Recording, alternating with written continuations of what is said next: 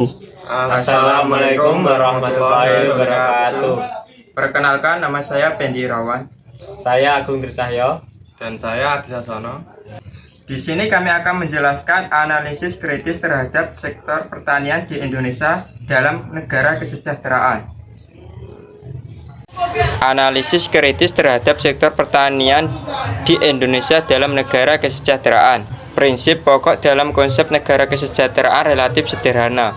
Pertama, bahwa semua anggota masyarakat karena variasi manusia berhak atas standar minimum kehidupan. Kedua, negara kesejahteraan berkomitmen pada kebijakan stabilitas dan kemajuan ekonomi. Ketiga, negara kesejahteraan berwajiban untuk mengadakan lapangan pekerjaan sebagai prioritas dalam kebijakan ekonomi mereka. Pertanian merupakan sektor yang sangat sensitif dan sangat mudah terpengaruh oleh banyak faktor. Tidak hanya faktor alam seperti cuaca dan kesuburan lahan, tetapi juga kebijakan ekonomi atau perdagangan, terutama liberasi perdagangan dunia atau regional. Untuk komoditas-komoditas pertanian, pertanian juga merupakan sektor kunci bagi negara. Dalam dimensi pengelolaan sektor pertanian, kehidupan para petani ibarat berada di ujung tanduk.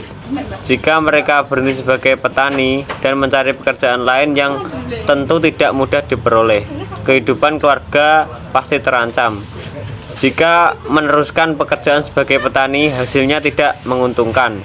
Di sini, pertanian jelas mempunyai peran yang sangat penting dalam menjawab semua tanggungan melalui bermacam-macam inisiatif dari berbagai pihak. Ada 5 faktor yang mempengaruhi perkembangan pertanian di Indonesia yang berdampak pada hasil produksi pertanian, antara lain irigasi, alat mesin pertanian, ketersediaan pupuk, ketersediaan benih dan penyuluh pertanian. Faktor pendorong usaha pertanian di Indonesia. 1.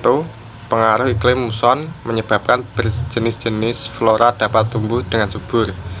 2. Tanah di Indonesia subur. 3. Kemajuan ilmu pengetahuan dan teknologi. Faktor penghambat usaha pertanian di Indonesia. 1.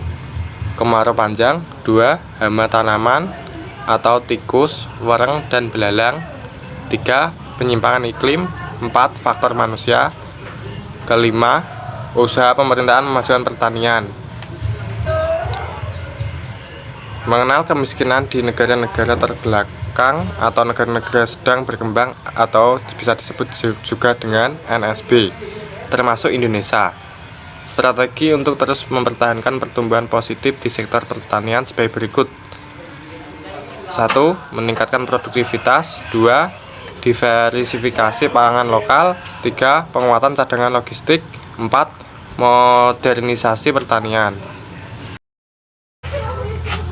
Pertanian pada masa lalu mempunyai beberapa kelemahan, yakni hanya berfokus pada usaha tani saja. Lemahnya dukungan kebijakan makro serta pendekatan yang sentralistik akibat usaha pertanian di Indonesia sampai saat ini masih banyak didominasi oleh usaha dengan skala kecil, modal yang terbatas, penggunaan teknologi yang masih sederhana, sangat dipengaruhi oleh musim, wilayah pasarnya lokal. Sekian presentasi dari kami. Apabila ada salah kata, kami mohon maaf. Wassalamualaikum warahmatullahi wabarakatuh.